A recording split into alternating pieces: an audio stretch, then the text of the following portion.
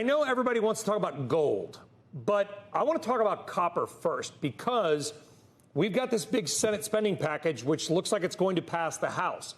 A lot of money for clean energy. The one thing about clean energy is you need a lot of copper. You need to build out charging stations, new utility grids. If this gets done, how bullish could this be for long-term copper demand? And do we have the copper? Yeah, good morning. Well, you've got it right. You've hit the nail on the head. We don't have enough copper.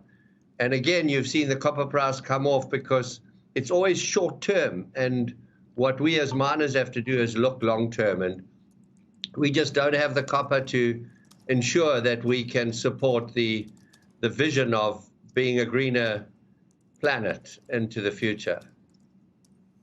Yeah, and where's it going to come from, Mark? I mean, do you have the resources? Do you have the known reserves of enough copper? Or are you going to have to go out and find more? In other words, I hate to say it, but clean energy takes a lot of mining.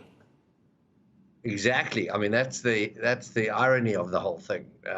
It needs to be responsible mining, of course, but we've got to go and look for it. And again, if you look at the inventory, as far as the portfolio of the big miners, we don't have very few specialist copper miners. And as you know, Barrick has, back in 2019 with the merger of Randgold, committed to grow its copper portfolio. And we've just announced a big project in Pakistan, which is the development of Reko Diq, one of the largest undeveloped copper and gold deposits in the world. But it takes time to bring big copper mines into production, and we don't have those. And on top of that, we have the challenges in South America, particularly in Chile, with the change in the outlook towards mining and the heavy fiscal legislation that's coming the mining way in Chile. Yeah, and how much of currency moves? I mean, the euro is I don't want to say collapsed, but it was at parity briefly with the U.S. dollar. The dollar strengthened, Mark.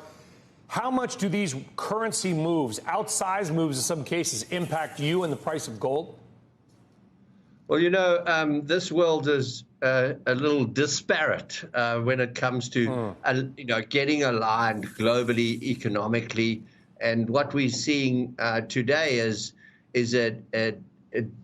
a devaluation of all the paper currencies, including the U.S. dollar. The dollar is relatively strong, but when you look at gold and its performance, and as you can see, it's gone up again this morning, you would expect that gold would be softer on the back of the increased interest rates, but we haven't got to real interest rates yet. And so gold is the ultimate measure of currency strength, because it's one currency that politicians can't print.